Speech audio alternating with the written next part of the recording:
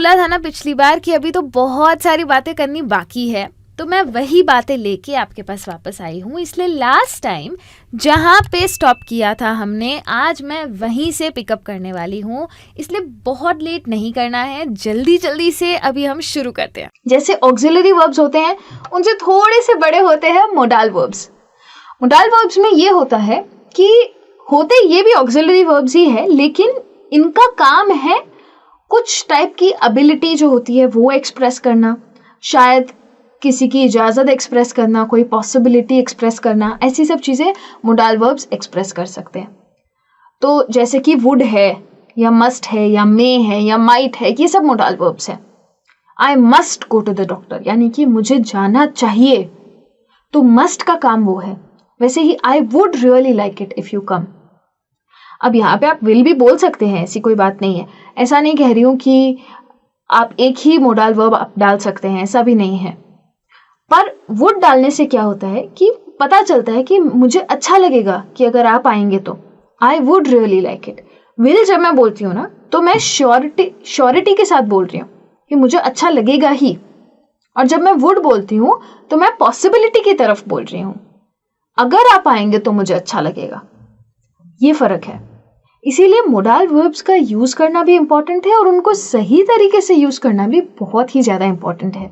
पर अगर आपको ये कैटेगरी समझ आ जाती है ऑक्सिलरी वर्ब्स और मोडाल वर्ब्स की, तो आपका आधा काम हो गया, क्योंकि बाकी सारे तो बहुत ही इजी है, ये दोनों सबसे ज्यादा इंपॉर्टेंट है।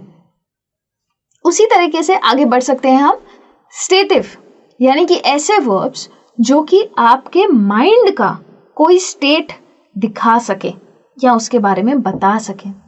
जैसे आपका कोई थॉट, जैसे आपकी कोई फीलिंग, कोई इमोशन या कोई टाइप का मेजरमेंट अगर बताना है, कोई टाइप का रिलेशनशिप बताना है, कोई सेंस बताना है, तो वो सारे वर्ब्स जो होते हैं ना वो स्टेटिव होते हैं। जैसे कि डिसएग्री करना, अग्री या डिसएग्री करना, ये एक्शन नहीं है क्योंकि ये हो नहीं रहा है आपके सामने। पर अग्री और डिसएग्री करना आपके अंदर से आ रहा है।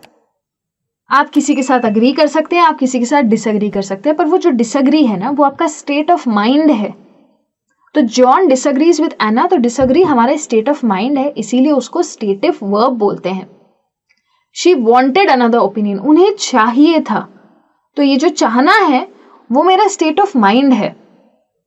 ये ऐसी चीज है जो मैं चाहती हूं, मुझे फील हो रही है कि मुझे चाहिए, तो वो मेरा स्टेट ऑफ माइंड है, इसीलिए वो हो जाता है स्टेटिव वर्ब। उसी तरीके से आते हैं फ्रेजल वर्ब्स। ये बहुत इंपॉर्टेंट है और ये आपकी चीट शीट भी है। उसका रीजन है, अगर आपको अपनी इंग्लिश में वोकैब्युलरी को इंप्रूव करना है तो आपको फ्रेजल वर्ब्स यूज करने चाहिए। और मैं आपको गारंटी देके बोलती हूँ कि आप ऑलरेडी यूज कर रहे थे।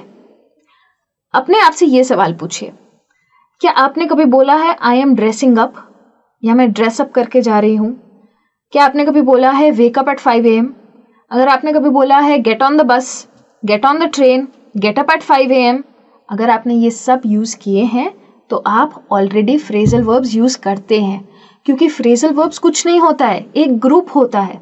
हम ये यूज करते हैं क्योंकि हमें आदत है यूज करने की, हमें बस पता नहीं था कि इसको फ्रेजल वर्ब्स बोलते हैं। तो क्या होता है कि जब मैं किसी वर्ब को ग्रामर के किसी भी एलिमेंट के साथ जोड़ देती हूँ और उसको साथ में बोलती हूँ एक मीनिंग इंटेंड करने के लिए, तो वो फ्रेजल वर्ब बन जाता है। हो सकता है कि वो वर्ब का मतलब अलग से कुछ और हो। जैसे कि अगर लुकिंग वर्ड है कोई जो कि मेरा वर्ब है, तो लुक करने का मतलब क्या है? देखना। लेकिन अगर मैं बोलती हूँ looking forward, she is looking forward to meet you, तो उसका मतलब ये नहीं है कि आगे देखना। उसका मतलब है कि वो चाहती है आपसे मिलना और वो वेट कर रही है कि कब मिलेंगे। तो लुकिंग फॉरवर्ड जब मैं साथ में बोलती हूं तो उसका मीनिंग थोड़ा सा चेंज हो जाता है। वैसे ही ड्रेस का मतलब क्या होता है? कपड़े, कोई टाइप का कपड़ा। ड्रेस अप का मतलब होता है रेडी होना।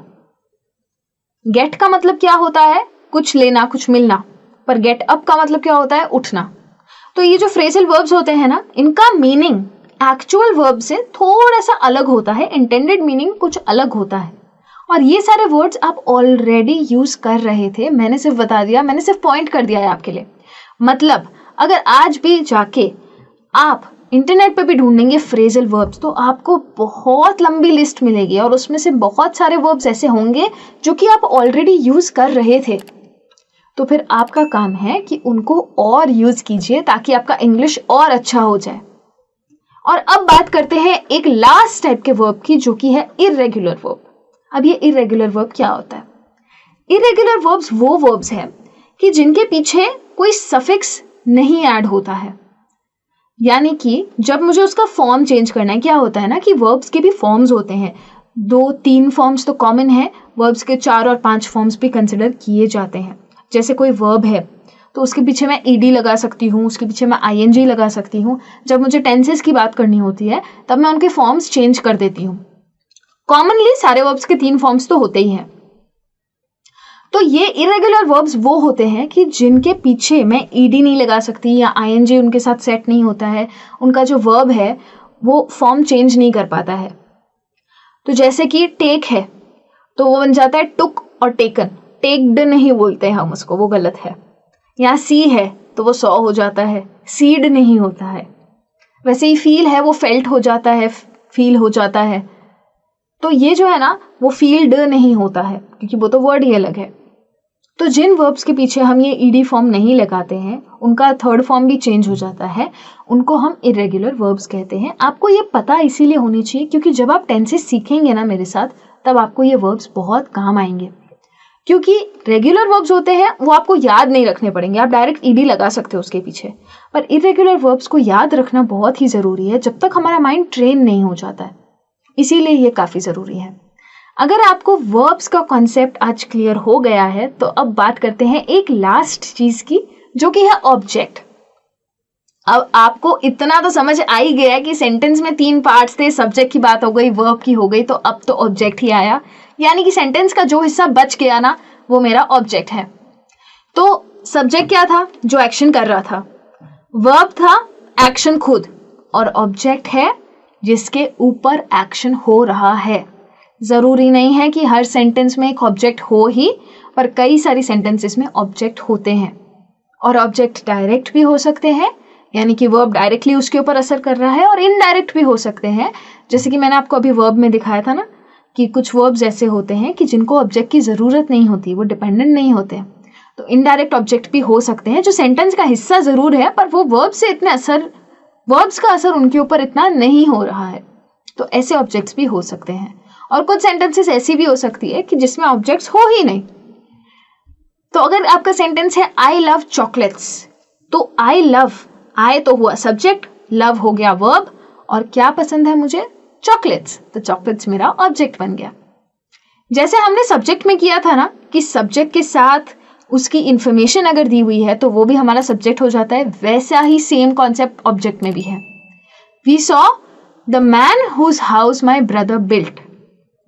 मेरे लिए उस आदमी का नाम नहीं है, मुझे सिर्फ इतना पता है कि उसका घर मेरे भाई ने बनाया था, तो मेरे लिए वही उसका आइडेंटिटी है। तो वो पूरा पार्ट जो मैन है और मैन को डिस्क्राइब करने के लिए जो मैंने इंफॉर्मेशन दी वो मेरा ऑब्जेक्ट है। सेम जैसे सब्जेक्ट में किया था वही लॉजिक ऑब्जेक्ट में भी अप्लाई होता है।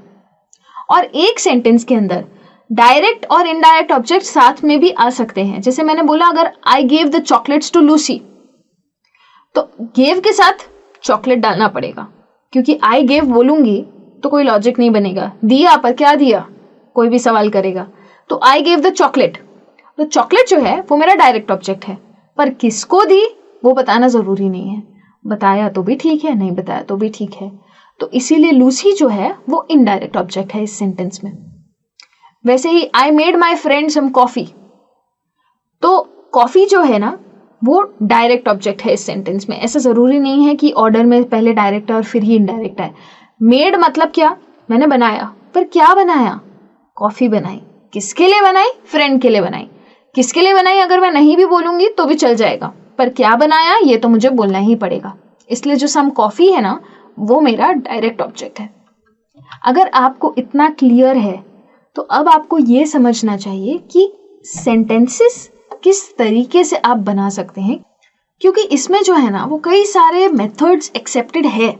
ऐसा नहीं है कि आप सिर्फ सब्जेक्ट वर्ब ऑब्जेक्ट करके ही बना सकते हैं। जैसे कि मैंने आपको बोला कुछ सेंटेंसेस होती है जिसमें ऑब्जेक्ट होता ही नहीं है, कुछ होती है जिसमें सब्जेक्ट भी नहीं होता है, सिर्फ गो ये भी एक सेंटेंस है, लीव ये भी एक सेंटेंस है, तो ये तो वर्ब है। तो ये भी पॉसिबल है। कुछ लोग क्या करते हैं ना कि कॉम्बिनेशन की थोड़ी अदला बदली कर देते हैं। जैसे अगर आप चाहो तो आपके वर्ब को लास्ट में लेके जाओ, सब्जेक्ट ऑब्जेक्ट वर्ब कर दो, वो भी पॉसिबल है। वर्ब को पहले लेके आओ, वर्ब सब्जेक्ट ऑब्जेक्ट कर दो, वो भी पॉसिबल है। कई लोग क्या करते हैं, जैसे एक्टिव से अगर पैसिव में करते हैं, ये एक तरीका है सेंटेंसेस को चेंज करने का। अगर वो करते हैं तो ऑब्जेक्ट पहले आता है, सब्जेक्ट लास्ट में आता है, तो ये भी पॉसिबल है। और ये सब कुछ एक्सेप्टेड है इंग्लिश में। इंग्लिश एक ऐसा स्पेस है जहां पे आप चाहे उतना एक्सपेरिमेंट कर सकते हैं। तो वेट मत कीजिए और एक्सपेरिमेंट करते जाइए। तो आइडियल जो है ना वो सब्जेक्ट वर्ब ऑब्जेक्ट है, ये बात सच है, लेकिन आप और भी ऑर्डर्स फॉलो कर सकते हैं। और कुछ सेंटेंसेस तो ऐसी होती है जो कोई भी ऑर्डर फॉलो नहीं करती है पर फिर भी ग्रामेटिकली सही होती है, तो वो भी पॉसिबल है। जैसे my friends enjoyed Titanic, my friend subject है, एंजॉयड वर्ब है, टाइटैनिक ऑब्जेक्ट है। इतना माइंड में रख के चलिएगा। अब इसी सेंटेंस को मैं बदलती जाती हूँ। Titanic was enjoyed by my friends, तो अब मैंने इसको एक्टिव से पैसिव कर दिया। टाइटैनिक जो मेरा ऑब्जेक्ट था उसको मैंने पहले डाल दिया, एंजॉय तो मेरा वर्ब है ही, और बाय माई फ्रेंड्स जो मेरा सब्जेक्ट था उसको मैंने ऑब्जेक्ट की तरफ डाल दिया। तो ये भी पॉसिबल है। फिर मैं टाइटैनिक की डिटेल्स भी ऐड कर देती हूँ। Titanic which is a movie well known to tell the real story of the ship was enjoyed by my friends, यानी कि टाइटैनिक के साथ जितनी डिटेल्स ऐड की वो भी तो सब्जेक्ट हो गई। और अगर मैं टाइटैनिक को ऑब्जेक्ट समझूं तो वो भी हो गया, क्योंकि टाइटैनिक तो मूवी है, तो मूवी तो कैसे मैं सब्जेक्ट कंसिडर करूं। तो शायद टाइटैनिक मेरा ऑब्जेक्ट है, उसके बाद ऑब्जेक्ट का डिटेल है, उसके बाद वर्ब है, और उसके बाद जिसने ये एक्शन किया एंजॉय करने का वो है मेरा सब्जेक्ट। तो ये भी तो मेरी पॉसिबिलिटी है। और फिर एक और सेंटेंस है, there is a general agreement that Titanic which is a movie well known to tell the real story of the ship was enjoyed by my friends। तो ये भी तो अग्रीमेंट है, यानी कि ये तो कोई ऑर्डर फॉलो कर ही नहीं रहा है, इसमें तो there is a general agreement और आ गया। तो पर फिर भी ये ग्रामेटिकली करेक्ट है। तो ऐसा जरूरी नहीं है कि आप माइंड में एक ऑर्डर सेट करके चलो और हर सेंटेंस बोलने से पहले सोचते रहो कि मैंने सब्जेक्ट डाला, वर्ब डाला, ऑब्जेक्ट डाला या नहीं।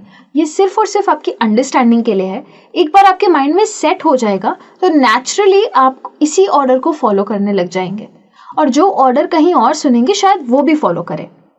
तो आज की क्लास के लिए मैंने आपके लिए सब्जेक्ट, वर्ब और ऑब्जेक्ट तीनों चीजें क्लियर कर ली है, एंड आई होप आपको समझ आ गई है। नेक्स्ट क्लास में मैं आपसे मिलने वाली हूँ एक और टॉपिक लेके, जो कि बहुत इंपॉर्टेंट टॉपिक है। उसका नाम है सब्जेक्ट वर्ब अग्रीमेंट। इंपॉर्टेंट ये इसीलिए है क्योंकि आपकी सेंटेंस सही होती है या नहीं ग्रामेटिकली, ये जानने के लिए सब्जेक्ट वर्ब अग्रीमेंट की बहुत ज्यादा जरूरत पड़ेगी। पर इसके बारे में बात करूंगी अगली क्लास में। अभी के लिए thank you so much and bye bye.